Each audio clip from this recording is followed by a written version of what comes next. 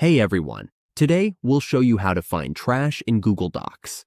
If you have accidentally deleted a document or want to recover your files, this tutorial is for you. On your Google Docs dashboard, let's walk through an example. Suppose you accidentally deleted a file. Here we have two files, File 1 and File 2.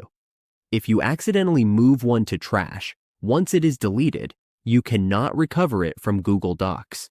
You cannot open it here anymore. You cannot locate it here anymore. The file is simply gone from your Google Docs. To recover it, all we need to do is go to Google Drive.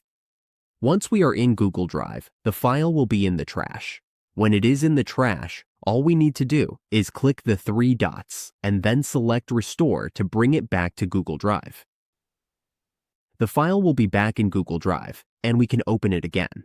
The goal here is to help you find and access the trash or bin in Google Drive, where deleted docs are stored. This shows you how to find, restore, or permanently delete documents so you can manage your files with ease. And that's it.